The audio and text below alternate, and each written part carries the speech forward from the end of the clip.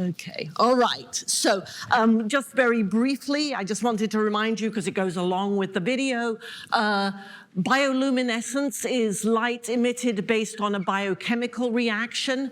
The most common one is the enzyme luciferase, which reacts with a molecule called luciferin to undergo a biochemical transformation that uses ATP, and as a result of that transformation there is light emitted. So you don't have to shine light onto these. The light comes from the biochemical reaction. So the assays and a lot of biological work is based on the luciferase reaction. So the mushrooms that do this will have both luciferase and luciferin. So in an organism, you can transfect or in cells, you can transfect cells with luciferase, and then when you're ready to do to see the luminescence, the bioluminescence, you can add luciferin exogenously. And there's a number of chemists that are trying to make modified systems that have different light energies and so on. So there's a lot of protein engineering that's taking place based on the luciferin-luciferase pair. There's all kinds of cool biochemistry going on there, okay? Anyone who comes in, can come grab a donut, we can move them, or do you want a donut?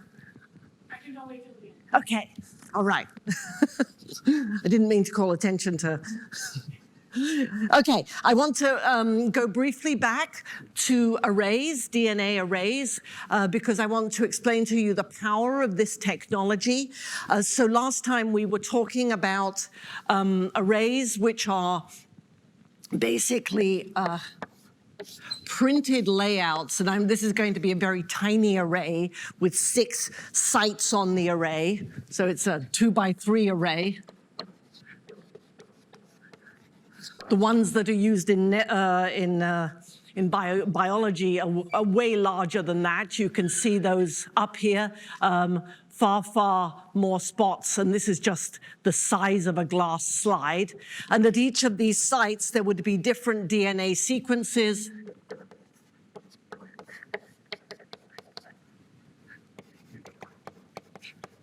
So they're specific DNA sequences, and they are printed onto the array with, it was originally done just with printers. Now there's more technological ways of handling this. And they're usually on silicon or glass slides. So there's a lot of engineering went into the original arrays to make these really packed, tight distribution of DNAs. And these would be what are called addressed arrays. We know what's at each of the sites. We're aware of the sequences at each of the sites. And there's really cool chemistry that would have enabled the disposition of these arrays. So what these arrays are used for is to probe complementary pieces of DNA. So let's say we've got F, G, H, I, J, that come potentially from genomic DNA, and they complement, each of them complement one of the sites on the J, K,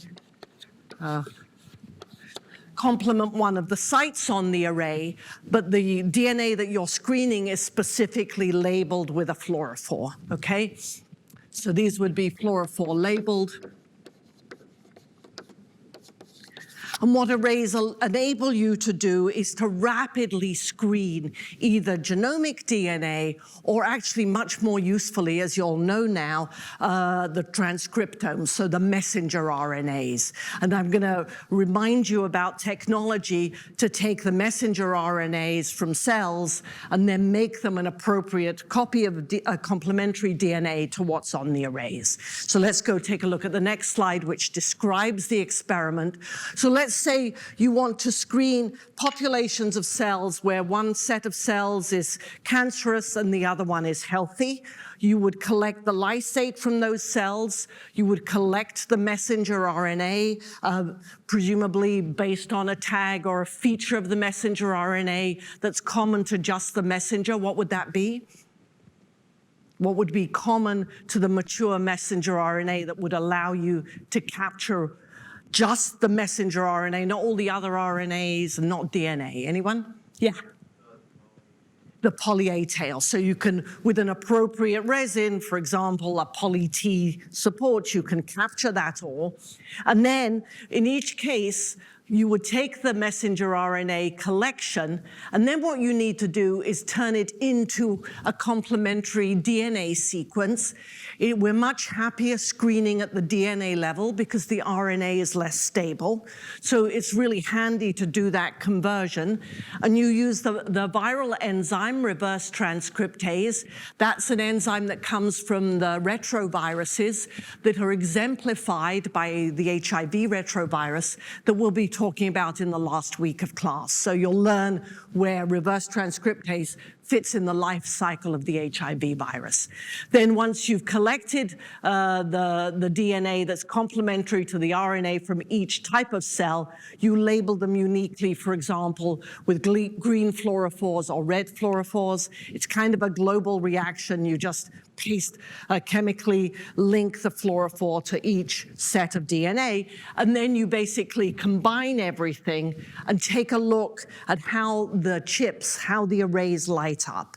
So your typical experiment would be everywhere you've got something that has a red fluorophore might bind to a unique site. Everything with a green fluorophore might bind to another unique site on the array. And then if both types of DNA are binding to the same site, that would show up as yellow. If nobody is binding, it would show up as a blank spot. So you get these collections where pretty easily you can look at thousands of sequences to see whether they're complementary that's on your array. Everywhere you see yellow, the cancer cell and the healthy cell are binding kind of equally, so there's nothing disease-related there. So that's an interesting feature because you can say, well, none of these are problematic segments, but then you see very clearly spots that are clearly red. So the sequences of the DNA on the glass or silicon chip are complementary to sequences that are unique to the mRNA in the cancer genome, in the cancer cell line from that lysate. So it's pretty cool. I don't know if any of you hit that link, but it's basically this guy sitting at a bench and doing an experiment where he's able to do thousands and the equivalent of thousands and thousands of experiments just by using one gene chip to do the probing. In other cases, you will see spots that are green, which mean they come exclusively from the healthy cells. So those would be really the ones you want to interrogate. And where it's black, nothing's binding, so it's less important. So it allows you to go from a grid of thousands and thousands of different sequences to pick out suspects in a disease-related situation. Does that make sense? Pretty cool technology. The original chips were called, they were from, I think, Affymetrix, the Affy chips, and they are really widely used even to this day, and there are different types of variations. But I think one of the most useful and ones that will remind you of certain things we've talked about in the class is that you can grow cells of different sort of, histories. For example, you collect the messenger RNA because remember the transcriptome is much more interesting to us than the genome. The chips would have to be a lot bigger to scan all of the genome. And then you use reverse transcriptase to make a complementary DNA of the RNA because it's more stable, more tractable to work with. And then you put on a fluorophore label, mix everything together and see what you get. So those are my candidate spots. So if you had an experiment, let me walk you through what the arrays can do, but let's make sure we know what they can't do, because it's always important whenever someone says, I've got this technology, it's gonna solve all the problems of the world, throw away all your beakers and test tubes. You just don't need to do any of that. You can solve everything with arrays. So let's say you've got a situation that in some cases, although genes may be defective, the messenger is still produced, okay? So there's something wrong, but you make the messenger RNA, so it would still kind of show up normally on the chip. But the gene defect prevents translation into protein. So you get the gene, but you can't translate it. So it's going to look like a normal gene, but it's in the translation from the messenger RNA to the protein where things go wrong. What are you going to see on the array? Is it going to look healthy? Is it going to look not healthy? What's going to be the outcome? Could I use an array, a DNA array, for this experiment? Yeah? What do you think? Yeah. Yeah. It's just going to look like everything binds to the chip. It's not going to be informative. So in this case, you need to do very different experiments that are at the protein level, all right? So I want you to remember that these are very good to get the genomic sequence, the messenger RNA sequence. But if you've got, for example, a protein that is made and there's a problem with, let's say, a phosphorylation by a kinase that may be critical for function in a cell, you will not see that in the array.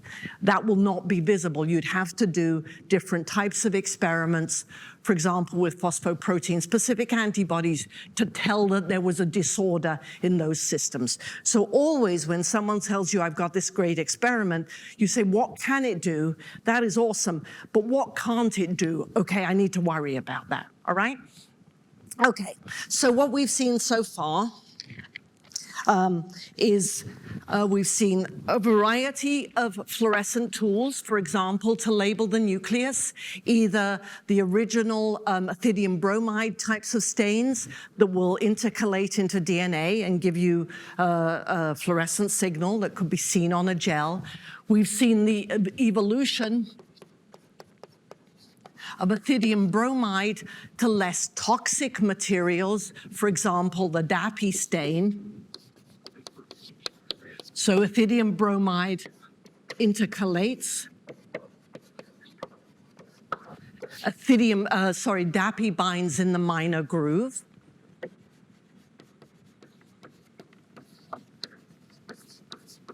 And we saw images of that last time. One important distinction that is made with these kinds of dyes is that DAPI is what's known as a supravital dye.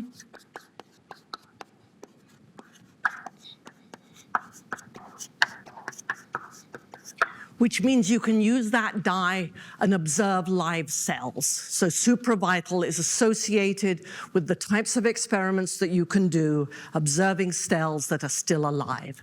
The ethidium bromide is not such a dye, and neither are the antibodies, because ethidium bromide is toxic.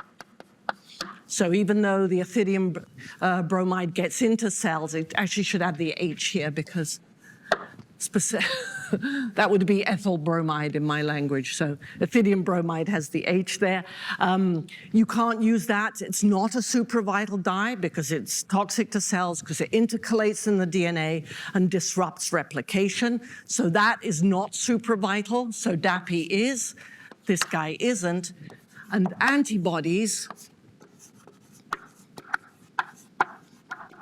which we learned a little bit about last time. These are, from my description, are simply reagents to recognize components of biological systems, most commonly proteins. And now we're getting better at making antibodies to carbohydrates or glycans. Are antibodies supravital or not? And why? If they're not, why? Can I use that on a cell and follow a live cell with an antibody? Yeah, Carmen. It doesn't seem very likely to me that the antibodies will allow the proteins to keep doing whatever it is that they do. Right. So I think the cells would die. So it's a correct, they're not supravital. What do you think would happen if I add an antibody to a living cell? Could it stain, it could stain something on the cell surface, but it might, as you say, interfere with the function of the cell.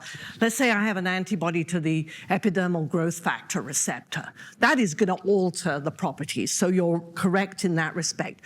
What about targets inside cells? Are the antibodies going to get in? Yeah. Yeah. Yeah. Yeah, it's a big wall, frankly. It's an impenetrable barrier to get in. So you can really only stain in, you can only observe in what are known as fixed cells.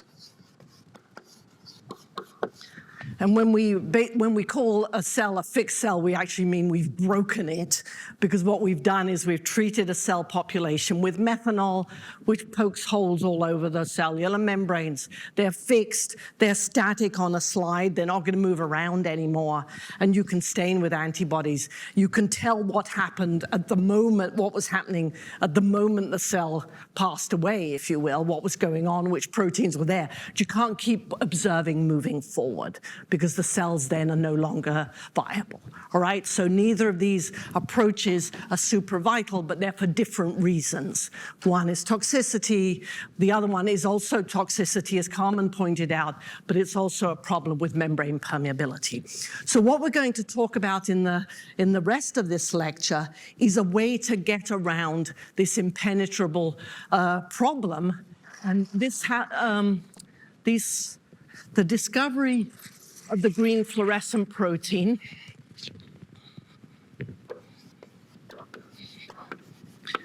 and we're really mostly about GFP and its close siblings that might be different colors. What I want to walk you through is the discovery of the protein, and I really want to impress upon you how science happens in funny small steps early on. You could never have predicted that a jellyfish off the coast of Seattle was going to revolutionize biology, biochemistry, life sciences, right? Who would have ever thought of that? And so that's why, you know, our colleagues, we and our colleagues are so excited about fundamental science where you don't quite know where you're going, but you're working on something cool. And then the prepared mind goes, wow, that's interesting. I could use that for this problem.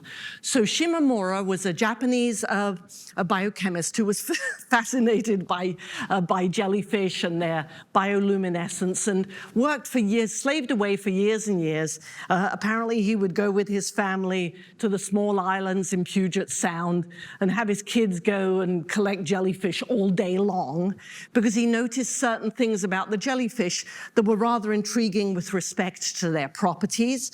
And the key thing that was observed was that there is a bioluminescent protein in jellyfish known as aquarin. So that's the kind of luminescence we just described. But in the dark, there was also a fluorescent species. And it turns out that the light energy from aquarin actually can excite the fluorophore in the green fluorescent protein, and then you emit the light at the wavelength of the in the green. So it was actually a coupled pair of proteins, aquarin, and this second thing that was just the green fluorescent protein.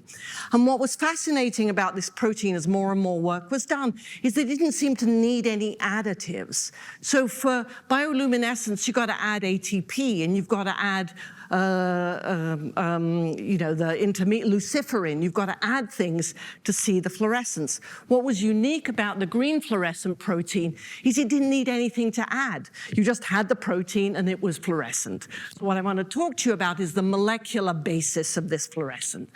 We'll also talk, though, about the protein engineering that was systematically done to make this more and more of a useful reagent. So Shimamura was the first person.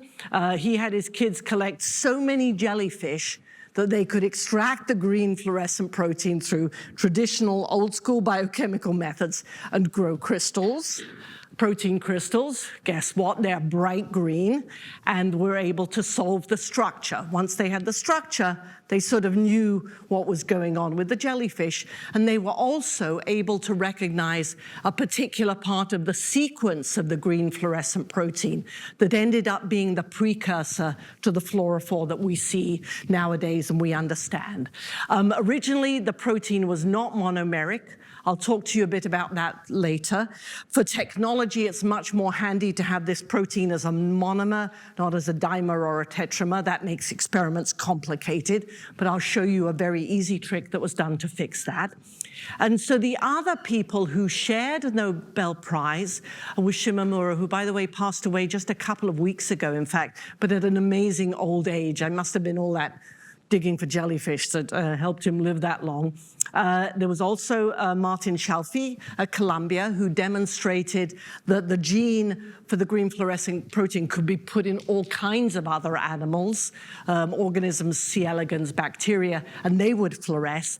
And a really major player in this entire story was Roger Chen, who died very young of a stroke, who was the biochemist who put the pieces together, said, if this is GFP, we can use it for so many different things. So he really advanced the technologies of the applications.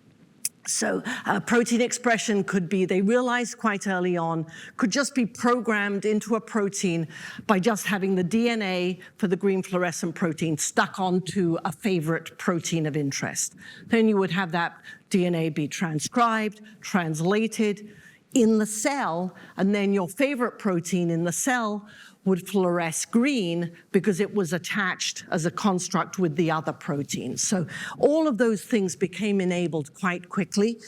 This could be done in all organisms, eukaryotes, prokaryotes. It's pretty non-toxic, so expressing a bunch of GFP in a cell doesn't kill it. That's kind of handy. So it really is a supravital system, and it's visible in all kinds of tissues. So what I'm going to show you here are some of the seminal results. First of all, the structure we'll talk about, and then Chalfie was able to put the DNA into proteins in bacteria, and also proteins were labeled in C. elegans. And the story of Chalfie is kind of funny. He's one of those guys who sort of didn't necessarily have all the equipment he needed, but he knew this was really exciting and he needed a fluorescence microscope. So he would call up all the companies who sold microscopes and say, I'm really thinking of buying this fluorescent microscope. This particular one would really, and these are a couple of $100,000, you know, these are not cheap things. And he'd talk the company into putting a microscope in his lab for a month as a demo. It's like, you know, saying to the car dealer you want to buy a car and then driving a Ferrari around for a month and then saying, it's not really going to work for me. So he collected all his early data on microscopes that were on loan from Olympus and Leica and various other places. So that's a funny twist. Okay, so the fluorophore. All right, so they could go from DNA to protein sequence. Then they could look at the structure and see that the place in the protein sequence that went serine, tyrosine, glycine. So here we go, serine, tyrosine, you recognize that one. It's the one with one of the aromatic rings. Glycine is the one with no substituent. Was common in a number of organisms, mostly aquatic organisms that fluoresce, and seemed to be the origin of the fluorophore in GFP. And so the chemists got to work, and you know what chemists do? They start drawing arrows and joining bonds and figuring out how can we go from something that's basically dead, it's not got any fluorescence at all, to something that's fluorescent. And so from the structure and from working out the mechanism, they basically found that this little piece, this tripeptide within the entire structure of the DNA primary sequence, was able to cyclize through that nitrogen, attacking that carbon, and then an elimination, and then there was an oxygen-dependent oxidation to give you this structure. So if you look at this, you can still see the serine. You kind of know this was tyrosine, but it doesn't look like it anymore. And it turns out the glycine was incredibly important. It doesn't look like it's involved in the chromophore. But when you have a glycine in a sequence, it allows you to do some funny twists and turns because it has no substituents. So it allowed that loop to form. Once that loop is formed, chemistry can occur. If the glycine wasn't there, things might be not in an ideal situation to form the fluorophore. The oxidation to put in that double bond is oxygen dependent. So in some cases, the fluorophore would mature a bit more slowly. So you would go from the pre-state that's not fluorescent to the fluorescent state quite slowly if you withheld oxygen. So a lot of engineering was done to improve the maturation time, to improve the photophysics. There's really cool photophysical experiments that were done. But that's the basis of it. And the emission of this fluorophore, you can almost recognize that it's a fluorophore because it's got a lot of what's called conjugation in organic chemistry. One double bond, another double bond stuck onto this ring with multiple double bonds. And it emits at the similar wavelength to the fluorophore fluorescein. So people were happy because all the filters on their microscopes were the right ones. If you just use the fluorescein filters, you would get GFPC. So that really was made in heaven for those guys. Okay, so let's take a look at this. Here's the wire diagram of the original crystallized structure. I've planted a ribbon on there. I get rid of all the side chains so you see this beautiful dimer structure. Let's throw away one of the dimers, and you can start to look. There's a little something sneaky in there. And as you get closer, you can start to see the structure. There's this sort of thread going through it. That's just a trace of the backbone. But there is the structure of the fluorophore. Here's the fluorophore with a space filling. And what I think is kind of cool is if you kind of twist the GFP around, it's kind of like a barrel, and it looks like a bird in a cage because it's caged in there. And to be honest, it's the structure. It's not just the structure of the fluorophore, it's the fact that the fluorophore is inside a kind of hydrophobic environment that makes it fluoresce. I could go into the lab and make that fluorophore and have it in a beaker of methanol, and you wouldn't see anything. It's only in that environment that's created in the GFP molecule. So it's fascinating. The structure of GFP creates the shape to cyclize, and it creates the environment for good fluorescence. So here's a mess of animals that have been labeled with GFP. As you've seen, our mouse has been labeled multiple times. This was the first GFP rabbit. He was known as Alba. He even had his own name. But there's seaweeds and zebrafish and mice from a litter, C. elegans, the famous, the fly. What else? I don't even know what these things are, but Purkinje cells and so on. Anyway, so this shows you the universality of the tool. One brief mention about the dimer problem. People looked at the structure of the dimer from the crystal structure and found that there was a sticky face between two monomers of GFP that encouraged this quaternary structure. And so they simply changed two alanines that were sitting right at the dimer interface, one from one monomer and one from the other, created a sticky patch. It sounds a bit like hemoglobin, if you remember the sickle cell hemoglobin. They changed them to lysines, and bow, you were solved. You had just monomeric protein. Because when you do a lot of experiments with GFP, you don't want GFP randomly dimerizing because it's going to change the biology of the protein it's attached to. So this very, very easy structure-driven engineering was perfect. Okay, so let's take a look at some of the early things that could be done. Now we take it all for granted, but GFP can be used as a reporter gene to do a number of things in cellular systems. So for example, if you want to study a regulatory sequence to know whether this promoter works well, you can put it at the front end of the GFP gene and then see if the promoter works under certain conditions, then the GFP will be produced, the cells will grow green. And this is a nice variant to a luciferase-based system or a LAC-Z-based system where you're actually having to treat and fix things in order to do the LAC-Z experiments.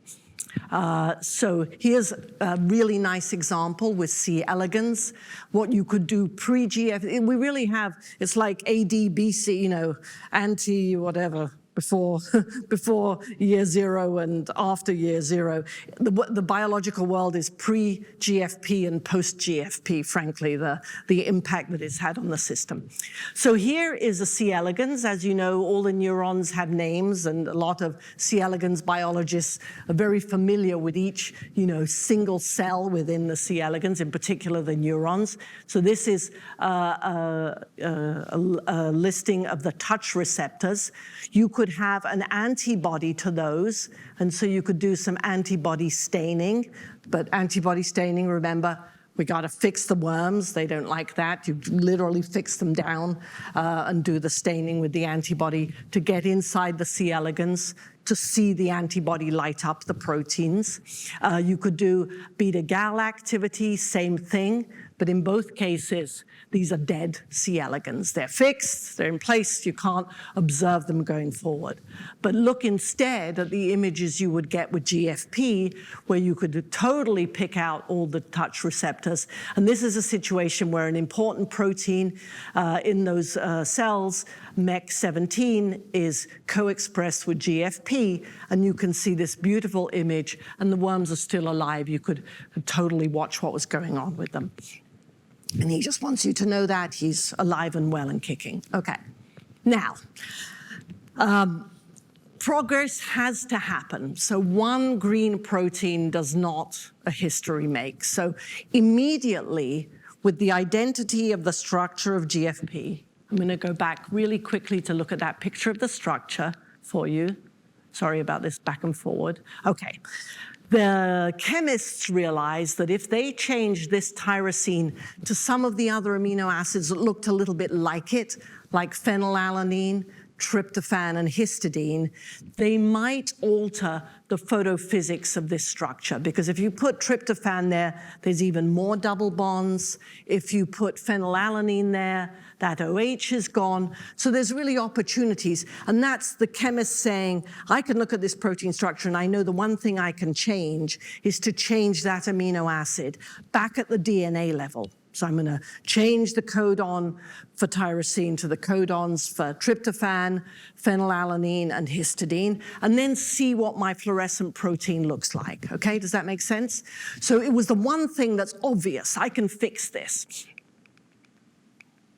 So what they did was they made the series of GFPs and they transfected cells, and they were able to see that when you replaced various residues, for example, tyrosine to tryptophan, tyrosine to histidine.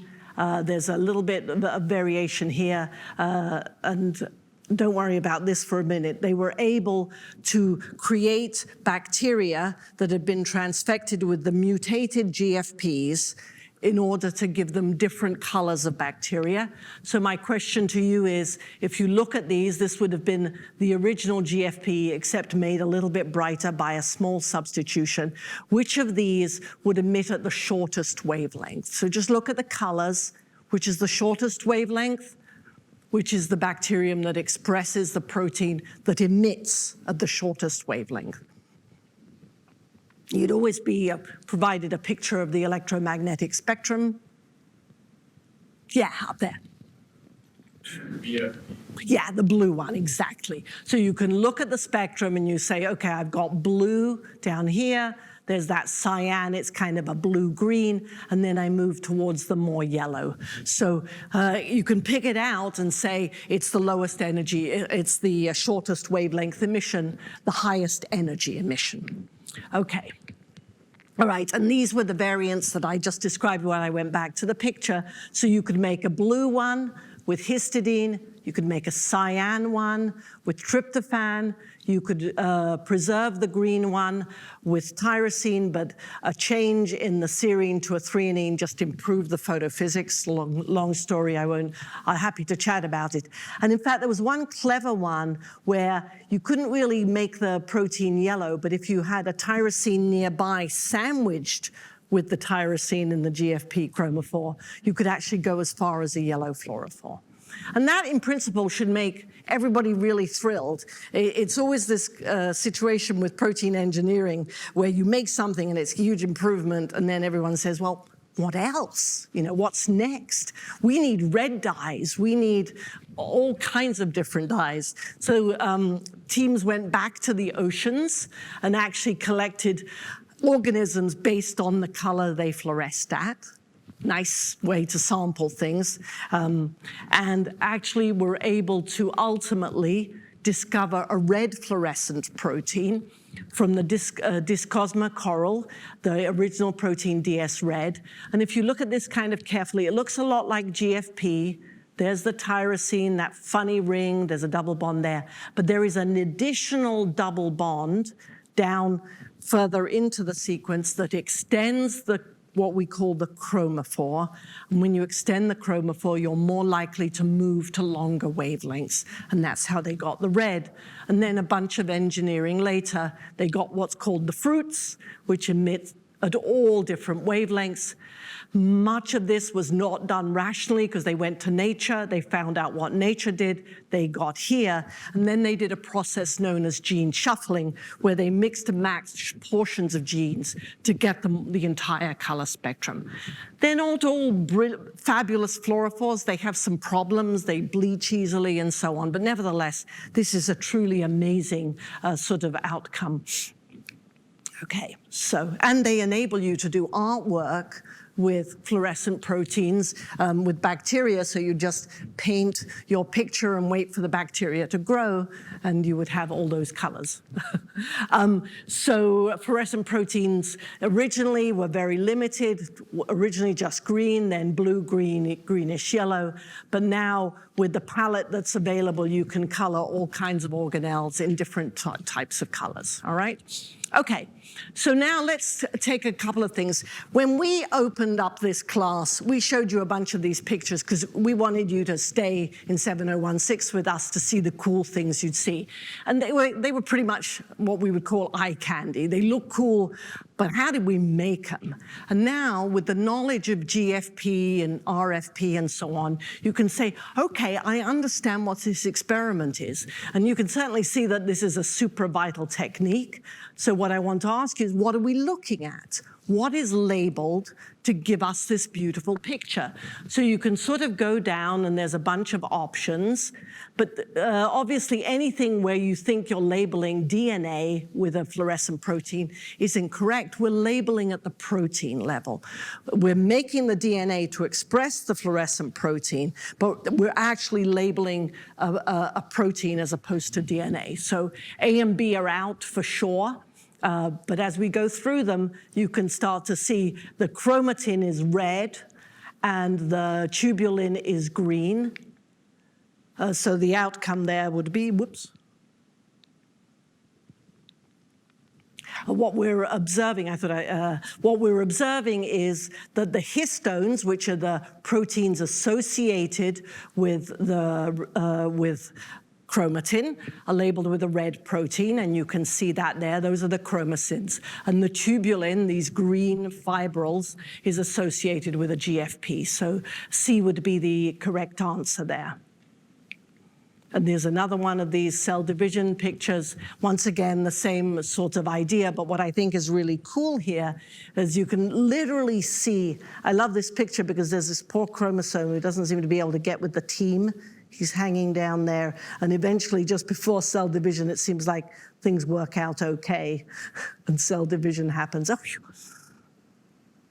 Now, when you think of this, the capacity to watch this stuff in action is really pretty amazing. This was another one. It's a set of cell lines where proteins in cell cycle are labeled. You had a question on exam 3 about proteins building up and going away during parts of the cell cycle. So oftentimes, the degradation of a protein occurs when a protein gets labeled with ubiquitin by a ubiquitin ligase, and then it gets destined for degradation. So the proteins that you're seeing grow up in phases of the cell cycle are going away because of the ubiquitin proteasome system. So in these cells, particular proteins have been labeled, and here you can see the phases of the components of the cell cycle as proteins come and go through cell division, and you can literally observe where in the cell cycle each individual protein is. Why is this so fascinating, I think, in therapeutic development, is that you could literally have drugs that might impact aspects of the cell cycle, and you could watch them in real time impact the imaging that you see on this screen with the red and the green. Because if you arrest at a certain stage in cell cycle, the cell will get stuck at a particular color, and you would even know which phases, which parts of the cell cycle are being impacted. So I think that's a really sort of captivating way to think of what you can do with these proteins, because you can see things in real time, dynamics of cellular systems. And I think, and I'm going to finish a few minutes early, but I looked desperately for a fluorescent turkey and I couldn't find one. So I went with this light string turkey in fluorescent colors. It seemed to fit the bill. All right. So please help us finish up the bagels. Make sure you guys over there get them, and have a good break. And then I'm passing you back to Professor Martin for Monday, which will be a continuation of imaging. Okay.